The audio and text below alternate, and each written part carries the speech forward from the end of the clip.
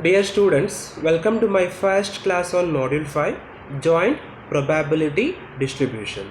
In this lecture video, we're going to learn about Introduction to Joint Probability Distribution and Problems on Joint Probability Distribution.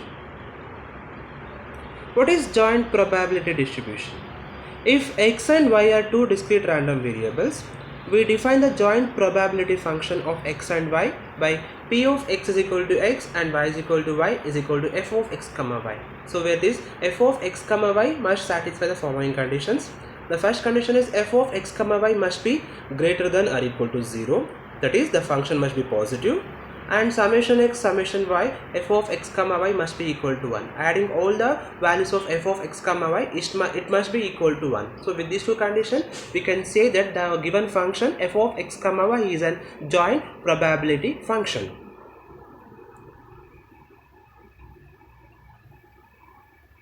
This is called joint probability distribution table. So here I am taking all the x values in the column wise, all y values in the row wise. So at x1 and y1 the value will be j11, at x2 and y2 the function value will be j12, and at x2 and yn the value will be jyn. Similarly with respect to x2, x2y1 j21, x2y2 j22, x2yn j2n, and so on. xm into y1 jm1, xm into y2 jm2, xm into yn jmn. So adding all this complete row at x1, it will be equal to f of x1, and adding all this complete row with respect to x2, it will be f of x2. Adding this complete row with respect to xm, it will be f of xm. Similarly, adding this complete row with respect to y1, that is gy1, adding this row, this column, it will be equal to gy2, and adding this complete column with respect to yn, this is gyn. So now adding all this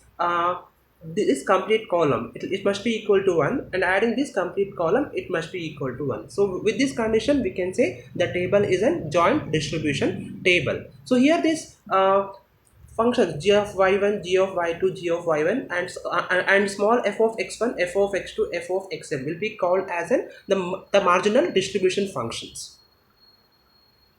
So as I told, so this f of x1 will be adding the first row completely, that is j11 plus j12 and so on plus j1n. f of x2 will be adding second row completely, that is j21, j22, etc, etc, j2n, and third row will be in the last row, adding all the complete last row, I'll be getting f of xm, that is jm1 plus jm2 plus jmn. So similarly, adding all the columns, we'll be getting g of y1, g of y2, g of yn. So this, grouping all this g and f function will be called as the marginal distribution of x and y respectively.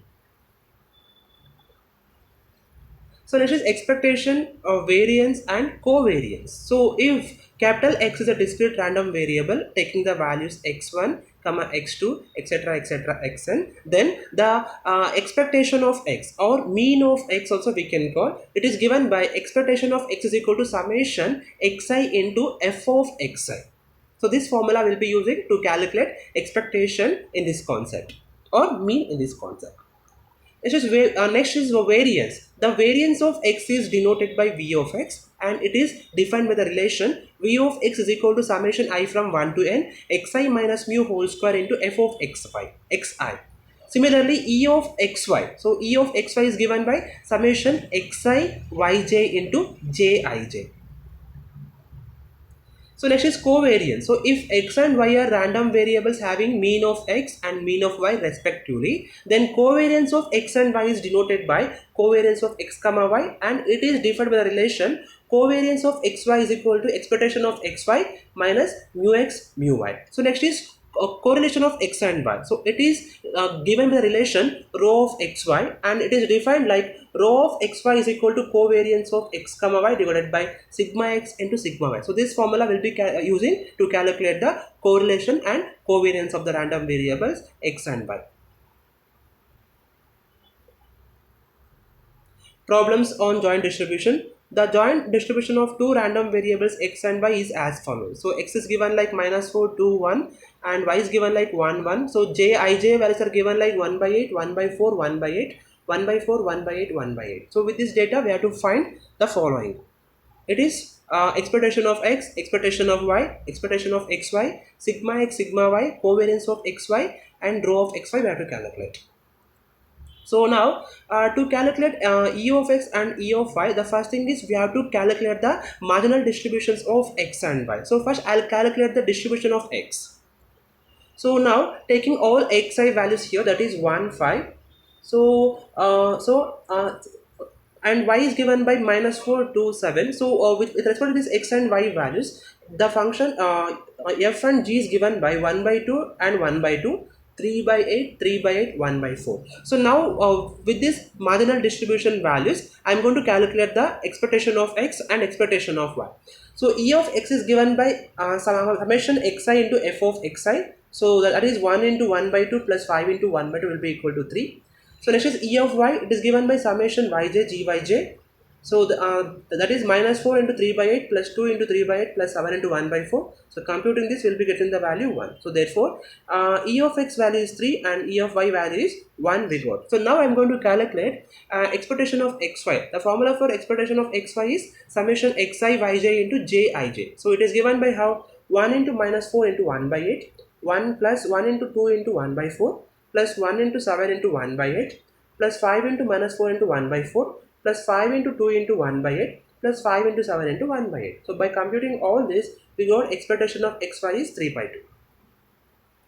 So next is standard deviations of x and y, that is sigma x square is equal to expectation of x square minus mu x square, and sigma y square is equal to expectation of y square minus mu y square. So now to calculate the standard deviation, we have to calculate E of x square and E of y square. The formula for E of x square is summation xi square f of xi. So squaring all x values and multiplying with f of xi. So we got expectation of x square is 1 into 1 by 2 plus 25 into 1 by 2 is equal to 13, and E of y square is summation yj square into gyj. So E of y square will be 16 into 3 by 8, 4 into 3 by 8 plus 49 into 1 by 4. So our value will be 79 by 4. So now we can able to calculate sigma x square and sigma y square. So sigma x square is 13 minus 3 square, it will be equal to 4. Sigma y square is 79 by 4 minus 1 square, that is 75 by 4.